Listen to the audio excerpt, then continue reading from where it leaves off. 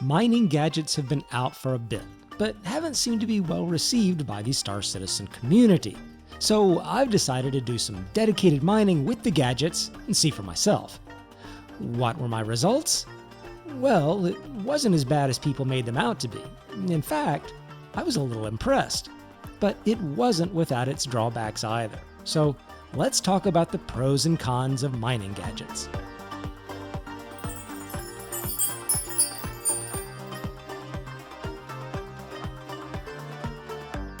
So quickly, what are mining gadgets, and how do they operate compared with other mining attachments? I think the reason mining gadgets got such a bad rap is that on the surface they appeared duplicative of other mining attachments and options. First, you've got the mining heads themselves, the actual things you use to mine with.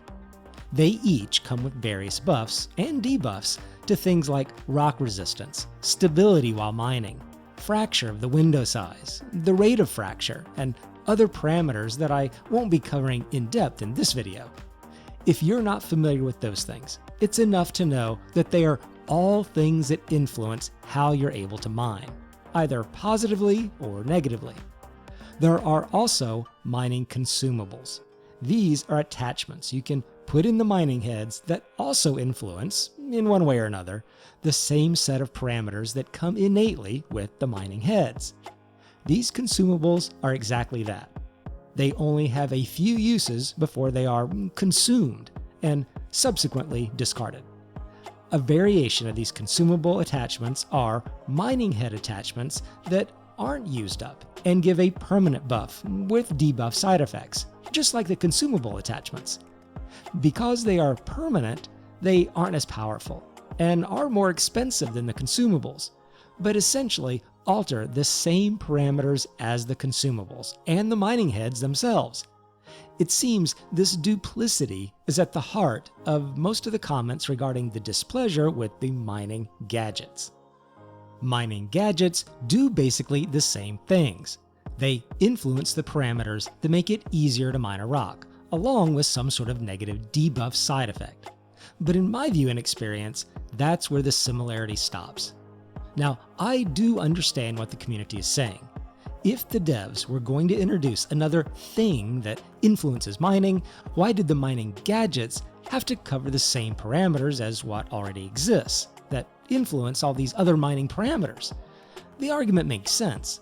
The devs could have created some other variables that influence the mining so the gadgets would not share the same function as the mining heads and the couple other different types of mining attachments.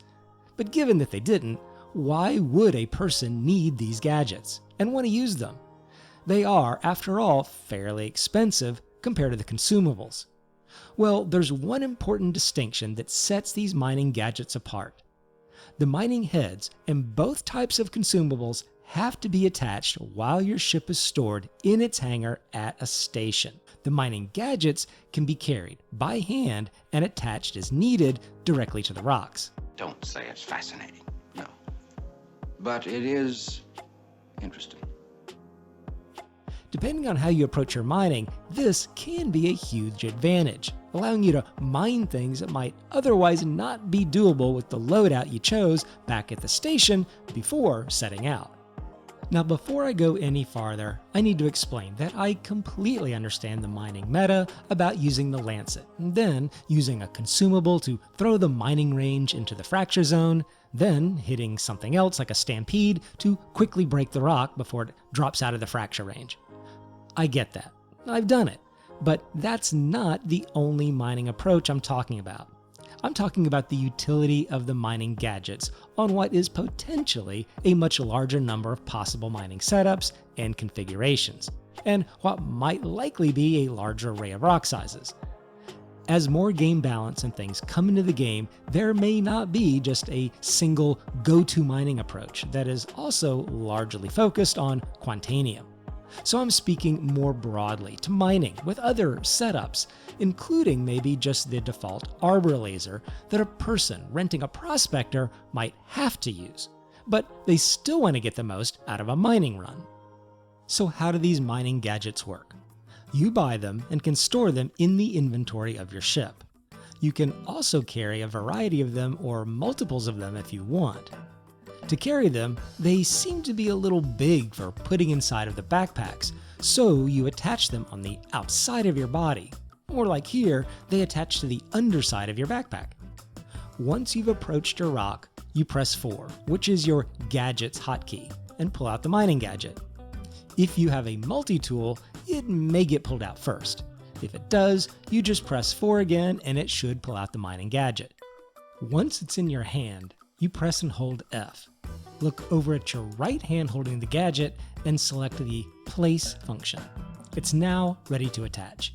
You just go up to the rock and place it anywhere you want. Once attached, you've got a little tinkering to do with it. It's simple, but I like this part. There are 3 settings on the slider bars, and you need to adjust the settings so you get the maximum possible effect out of the gadget. It might be enough just to make sure that it's active, but just in case, I like to get it as high as I can. It's maybe not really necessary to get 100% for it to work, but try to maybe shoot for the upper 90% to get the most out of it, just in case that's an influencing factor. You then click the Activate button to activate it, and you're ready to go. If you change your mind, you can deactivate it and also click the Detach button. If you've pulled out the gadget at any time by accident, you can put it away by pressing and holding R for a second. And it's the same thing you do for when you want to holster your gun. I picked up a pretty high percentage Quantanium rock for this filming. When trying to break the rock without the gadget, the helix laser I had equipped wasn't quite enough to push the meter up into the fracture zone. Back at the station, I attached 2 brants and 1 ferrule consumable. The brants were to stabilize the rock once I got it into the fracture zone, and realistically, I probably could have used the ferrule for an extra resistance reduction to maybe push the meter into that fracture zone. I say maybe because sometimes with a really difficult rock, the ferrule hasn't been quite enough. It doesn't last long enough, or when I hit the brant for stabilization, it may not be able to hold the fracture zone, having lost that extra ferrule resistance buff. Do you get that? Bottom line, a consumable might not be enough on its own. The mining gadget I used was one that gave a rock resistance reduction, increased the size of the fracture window, and sped up the fracturing. I got a lot of buffs with one gadget, and there really wasn't a consumable that gave such a good array of bonuses, without some really detrimental side effects. The side effects of the gadget were pretty negligible, as long as I did a good job mining. So, what's my recommendation?